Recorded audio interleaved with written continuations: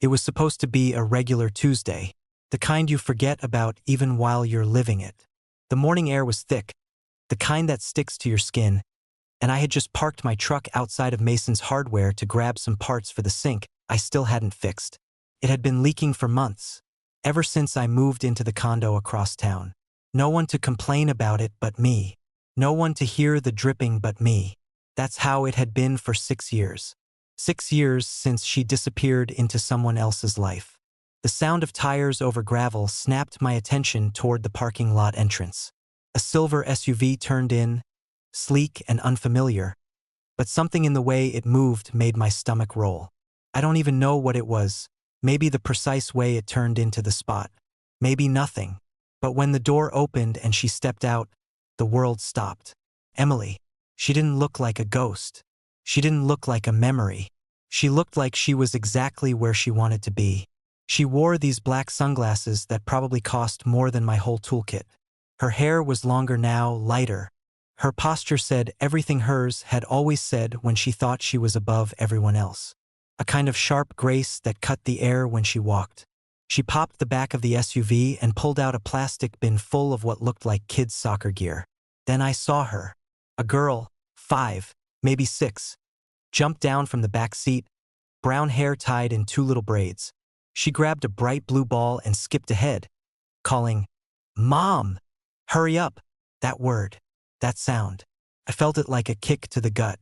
I hadn't seen Emily since the night she chose her boss over me, left the key on the kitchen table, and told me with no shame in her voice that this wasn't working, while she adjusted the strap of the dress she probably wore for him. She never looked back, never checked in, not even a text. No closure, just silence like the years we had didn't mean a thing. I hadn't moved. My hands were braced on the steering wheel. No blood in my fingers, just pressure. She saw me. She didn't flinch, didn't look away, just stared like I was some distant memory she hadn't expected to run into while running errands. She took off her sunglasses slowly, like this was her moment to control. She walked toward me. I got out, legs stiff. I didn't say her name, didn't say anything. My chest burned. She smirked. "Well, this is surreal," she said. Her voice hadn't changed, still laced with that smugness. Still sounded like she'd rehearsed everything to sound casual. "What the hell are you doing here?" I asked. She shrugged like it was nothing. "We just moved back last month. Mark got transferred. Thought we'd settle here for a while. You look exactly the same." Mark, the guy she used to sneak around with. The one who was just helping her with work stuff. When she'd leave the house in makeup she never wore for me. The one who stole my life in a string of dim hotel rooms and secret calendars. She nodded toward the kid. "That's Savannah." The name rattled around in my brain. She didn't say anything else. No apology. No explanation. Like the last 6 years didn't need context. I couldn't stop staring at the girl. She had Emily's eyes, but that hair brown like mine. Emily noticed. Her smirk dropped a little. "Don't," she warned quietly. "Don't even go there." But I already had. Next, I didn't move. I didn't blink. I just stood there, staring at that little girl while my brain tried to claw through 6 years of silence, betrayal, and half-healed wounds. Savannah was kicking her ball in a crooked circle on the pavement, humming to herself, completely unaware that the man standing 10 feet away might be her father. Emily stepped between us like she could block the thought from forming in my head. "She's not yours," she said quickly. Too quickly. I didn't respond right away. I looked at her. Really looked at her. She had that edge in her tone, the one she always used when she was hiding something. The same tone she used the night I found her text thread with Mark and she tried to make me feel crazy for reading what was in plain sight. "You sure about that?" I asked, voice low. Her jaw clenched. "Positive." I laughed once, dry and sharp. "Funny. She looks a hell of a lot more like me than him." Emily's eyes flicked toward her daughter, then back to me. She folded her arms. "Don't do this, Ryan. You have no right to suddenly show up and play the victim. You were never enough. You never pushed yourself. You just coasted through life like everything would work out on its own. Mark was ambitious. He had vision. You were content to fix sinks and watch football. I felt the old anger churn. And what, that gave you a hall pass? That's your excuse for blowing up our marriage? She raised a brow, smirking like it was beneath her. Our marriage was already over. You just didn't notice. I took a step forward, lowering my voice so Savannah wouldn't hear. You didn't even have the decency to end it before you started sleeping with your boss. She rolled her eyes. Don't be dramatic. It wasn't just about that. Then what was it about? I snapped. Because I gave you everything I had, Em. I supported you through every job change, every meltdown, every time you doubted yourself. And all I got in return was a wife who couldn't keep her lies straight. She didn't flinch. You want to know what it was really about? I was bored. You were predictable. He wasn't. That silenced me. Not because I didn't believe her, but because I did. And it stung worse than anything else she could have said. Savannah ran up between us then, tugging at her hand. Can we go, Mommy? I'm hungry. Emily knelt down and whispered something in her ear. The girl looked up at me with innocent curiosity and waved. I didn't wave back. Couldn't. As they turned and walked away, I stood there, numb, watching the woman who destroyed me stroll off with a child that might have been mine. A child she never told me about. And I knew right then I wasn't letting this go. The next 48 hours were a blur of noise I couldn't turn down. Everything felt half real. I went through the motions, coffee, work calls, bills, but my mind kept looping back to her face. Her voice, that little girl's wave. And most of all, that smug line she tossed over her shoulder before leaving. She's not yours. She said it like she was shutting a door. But I knew better. That door had never really closed for her. She just locked it from the inside and waited for me to go away. That night, I pulled out the old box. Taped up. Unlabeled. The one I swore I'd throw out 100 times. Inside, the last remains of what we were. Our wedding photo. Her scribbled, I love you notes from when we still played house. A gold bracelet I gave her on our 5th anniversary that she probably pawned off for hotel wine with Mark. And at the very bottom, my copy of the insurance paperwork. Emily's social security number. Date of birth. Old job title. That was all I needed. I didn't want to believe I'd actually do it. But I did. I called my buddy, Joel, used to work IT, now freelanced in skip tracing and finding people who didn't want to be found. DNA test? He asked, no judgment in his voice. Just matter of fact. Yeah, I said, barely recognizing my own voice. I need to know if Savannah's mine. You know she's gonna lose her mind if she finds out, he said. She blew up mine years ago, I said flatly. Let's even the score. Joel got to work. All I had to do was get close enough to grab a hair or a swab. And that meant seeing them again. It didn't take long. Saturday morning, I staked out the same soccer field she brought Savannah to the day we ran into each other. I waited in my truck with the AC off, sweat sticking my shirt to my back. I watched car after car pull up, and then hers. On time, of course. Always punctual when it made her look good. Savannah ran out first, laughing, clutching that blue ball again. Emily followed with a fold-out chair and her phone in hand, completely distracted. This was my chance. I walked over slow. My steps felt like thunder on the pavement, though no one else even glanced at me. Ryan? She said, instantly annoyed. What the hell are you doing here? Just wanted to watch a game. You used to like it when I showed up to things. Her eyes narrowed. Don't play this angle. You have no right to show up uninvited. I have every right if she's mine. Emily looked around like she wanted to cause a scene, but couldn't afford the attention. She leaned in. Back off. This isn't some soap opera. Could have fooled me, I said, smiling just enough to piss her off. Before she could fire back, Savannah ran up holding a water bottle and a scrunchie. Mommy, can you help me with my hair? Emily crouched down, and in that second, while she was focused on tying the braids tighter, I reached out and gently plucked a stray hair off Savannah's jersey sleeve, slid it into my pocket like I'd done nothing at all. See you around, I said, and turned before she could chase me down. Later that night, Joel met me in his garage. I handed him the hair in a Ziploc. He didn't ask questions. Just nodded and said, "You'll know in 3 days." 3 days. And every second of it felt like holding my breath underwater. The waiting was a special kind of torture. I barely slept. Every dream I had twisted into a scene I didn't want to see. One night it was Emily holding Savannah's hand as they both waved at me from a front porch I didn't recognize. The next night, I was the one knocking on a door that never opened. 3 days dragged by. Couldn't eat. Couldn't think straight. Everything around me blurred while one thought screamed louder than the rest. What if she's mine? Then, at exactly 6:27 p.m. on the third night, my phone lit up. "Joel, results are in. Come now." I didn't even grab my keys. I ran out the door. His garage was already open. He was sitting on a folding chair, staring down at a laptop screen with a beer untouched beside him. That alone told me the answer before he said a word. I walked straight to him.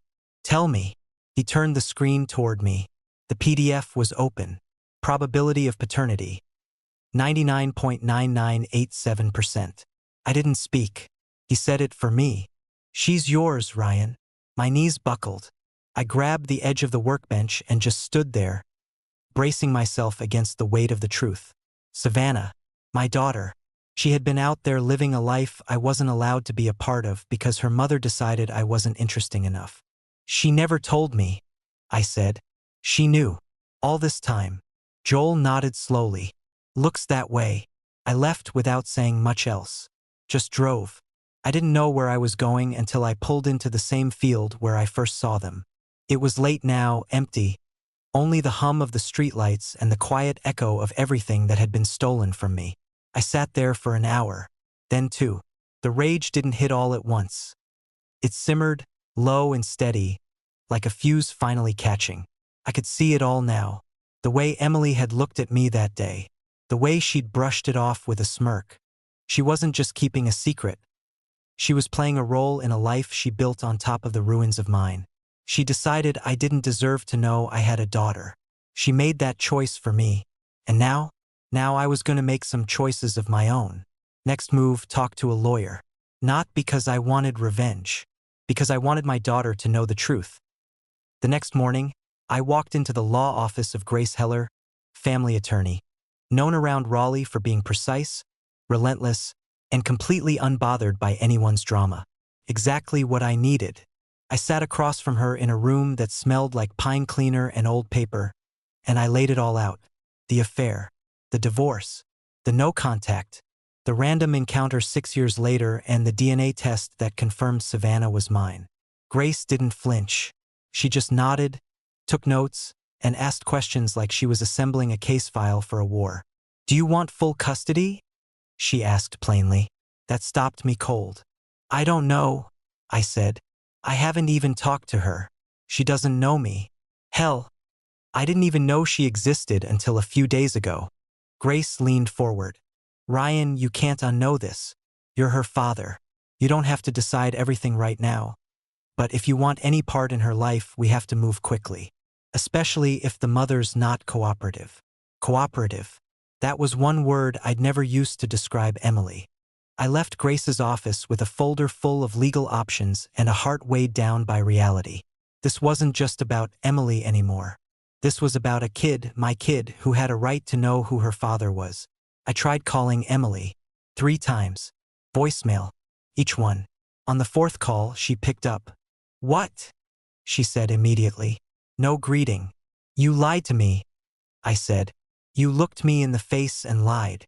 "I told you she wasn't yours," she said flatly. "You decided not to believe me. I had her DNA tested." Silence. "Then, you did what?" "I have proof. She's mine."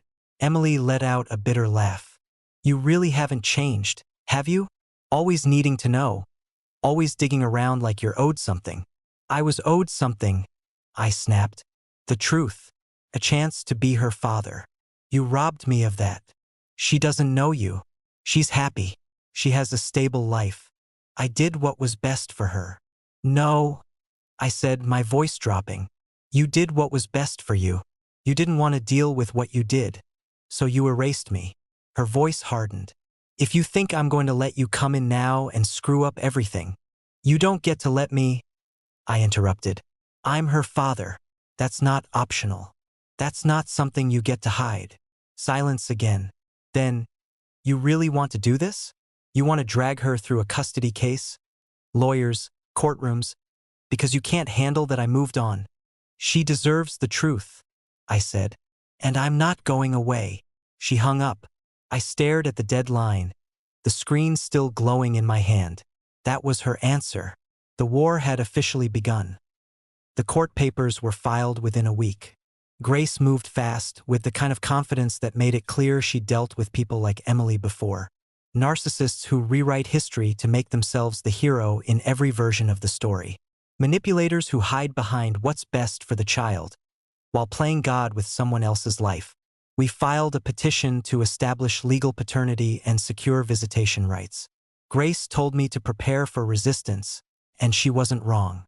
Emily retaliated fast. Within 3 days of being served, she submitted a statement to the court. Full of the same polished poison charm I remembered.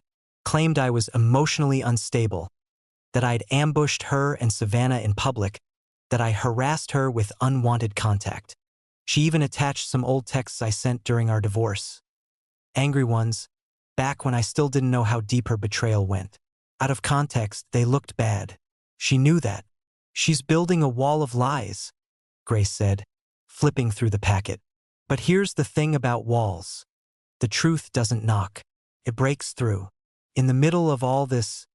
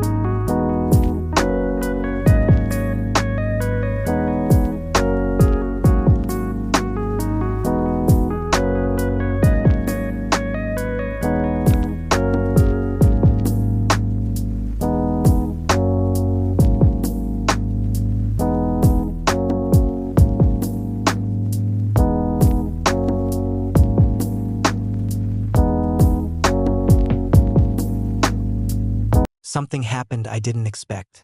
I got a call from Mark. I almost didn't answer when I saw the number, but curiosity won out. Ryan, he said, voice quiet, like he wasn't sure if I'd yell or hang up. What do you want? She told me what's going on, he said. About Savannah, the test. I said nothing. He sighed. Look, I didn't know. She never told me there was a chance she wasn't mine. There it was. The confession. The fracture in their perfect story. She lied to both of us, he added. She made me believe I was her father. You still living with her? I asked. There was a pause. No, I moved out 2 weeks ago. We've been bad for a while. I think seeing you again just sped it up. I didn't know whether to feel vindicated or just sick. I'm not calling to defend her, he continued. But Savannah's a good kid. She's smart, sensitive. She loves animals. She sleeps with this old stuffed dolphin I gave her when she was a baby. And she's never once asked where her real dad is. My throat tightened. I know I'm not her biological father, Mark said. But I've been the only one she's known.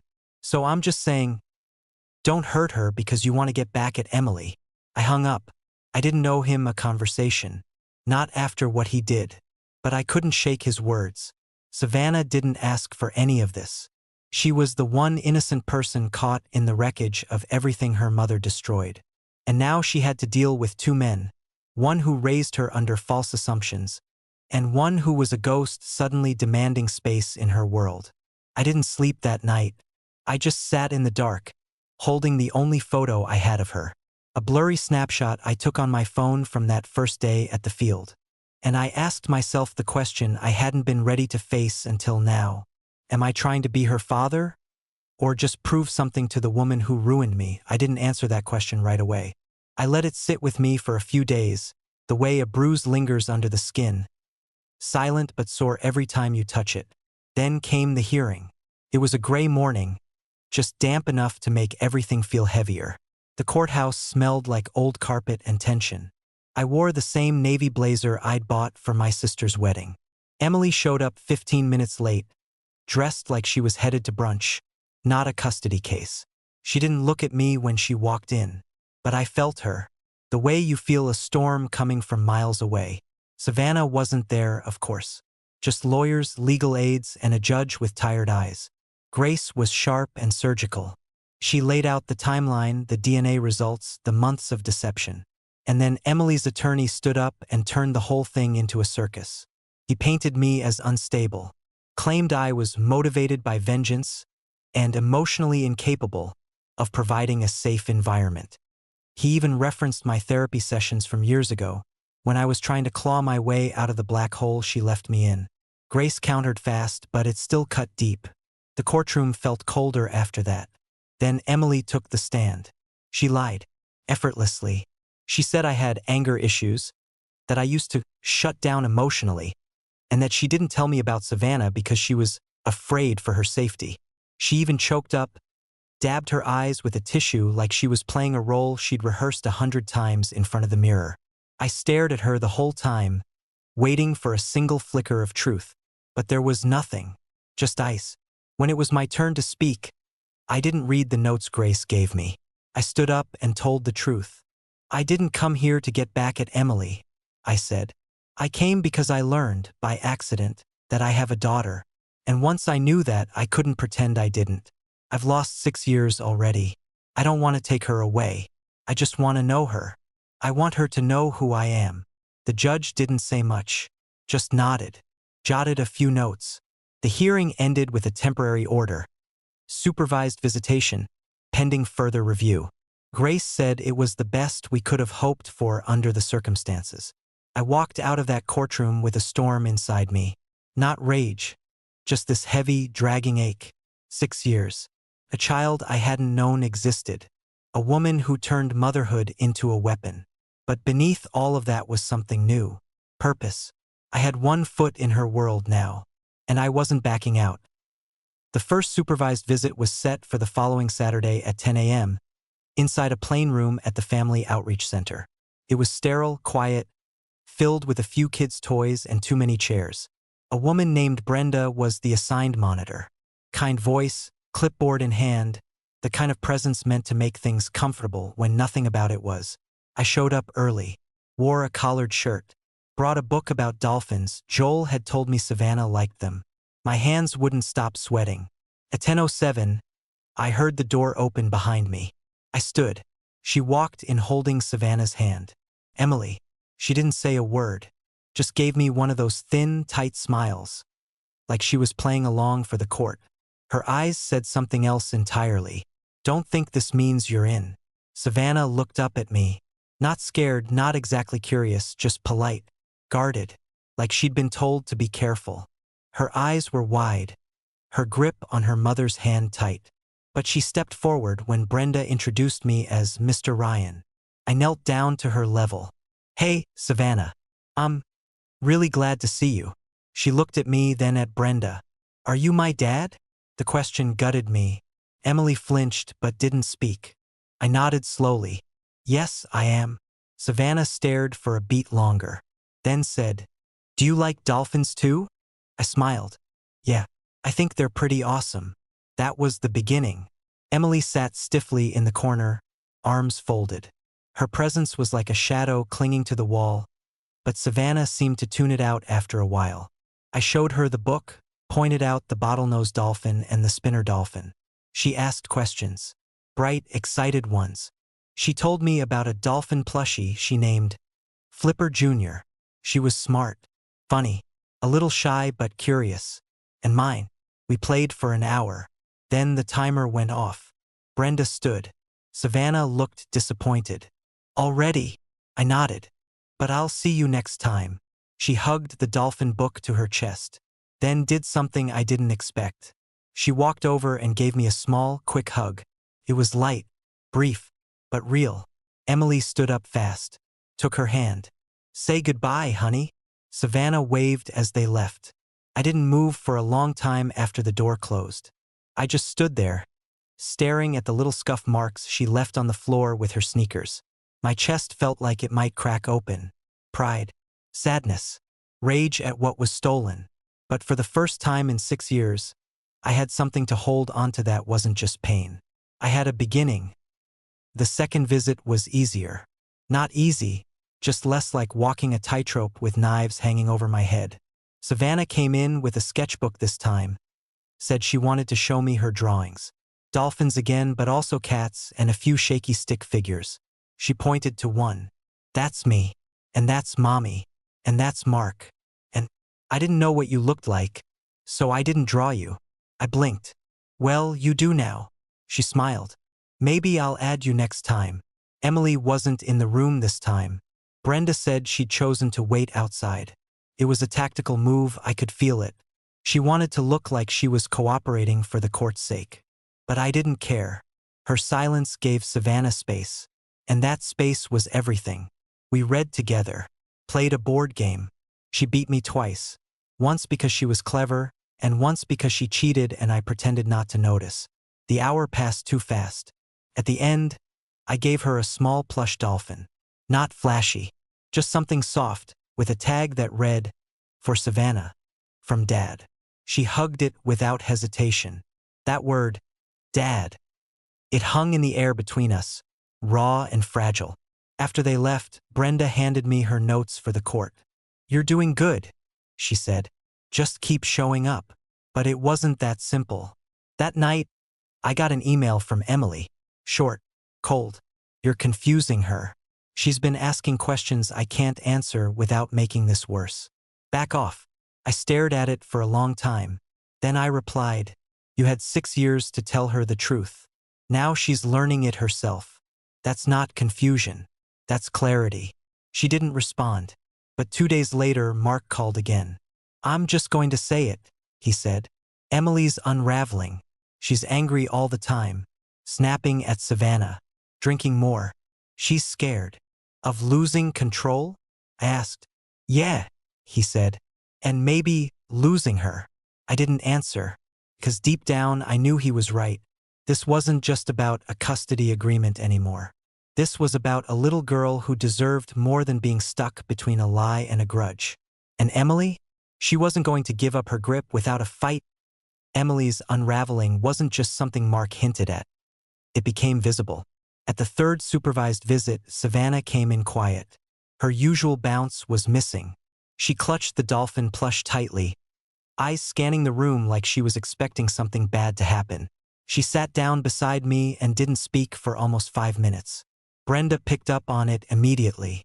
Everything okay at home, sweetheart? Savannah shrugged. Mommy cried last night. A lot. She said people want to take me away. I felt my stomach twist. I told her I didn't want to go away, Savannah added quickly, looking up at me. Are you taking me away? No, sweetie, I said, soft but firm. I would never do anything to scare you. I just want to spend time with you. That's all. She nodded, small and uncertain. Then she whispered, I think Mommy's mad at you. She might be, I said. But that's not your fault. Grown-ups sometimes don't handle things the right way.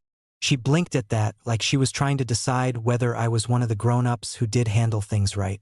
After the visit, Brenda pulled me aside. This might need to escalate. The emotional stress is showing. Grace didn't waste time. She filed an emergency petition to request a psychological evaluation on Emily. Nothing aggressive, just a standard wellness check in custody cases where one parent shows signs of instability. It lit the match. Emily exploded. She called me in the middle of the night, drunk, crying, then suddenly furious. You're poisoning her, she spat. You think this is going to make her love you more than me? This isn't about you, I said calmly. This is about her. And you're not okay. Everyone sees it. Even Mark. Her voice broke. You think you can just take everything from me like I did to you? Is that it? You took something I never even got the chance to hold, I said. This isn't revenge. This is justice. She hung up. 2 days later, she didn't show up to the next visit. Brenda waited. So did I. Savannah never came. I called Grace. Grace called the court. And by Monday morning, we were in front of a judge again. Emily claimed she was sick, that Savannah was overwhelmed, that this process is damaging. The judge wasn't impressed. He issued a temporary change, increased visitation with me, unsupervised, and he scheduled a home inspection for Emily's house. The tide was shifting, and for the first time, I saw what it looked like when someone who spent their life controlling the story finally started losing control of the ending. The home inspection did exactly what I suspected it would. It tore the mask off. The report came back quietly but firmly damning. The inspector noted tension in the household, a highly agitated maternal presence, and an emotional climate not conducive to a stable upbringing. Translation: Emily was spiraling, and Savannah was stuck inside that spiral with nowhere to run. It wasn't abuse, not physical, not the kind you photograph, but it was chaos, enough for the judge to make a call. I was granted temporary shared custody, 50%. The first night Savannah slept at my place, she walked through every room like she was stepping into a story she wasn't sure she belonged in. She paused at the hallway photos I'd hung earlier that week. Pictures of the two of us from our visits, one of her at the field with her dolphin plush, another of me holding a book open while she pointed to a cartoon whale.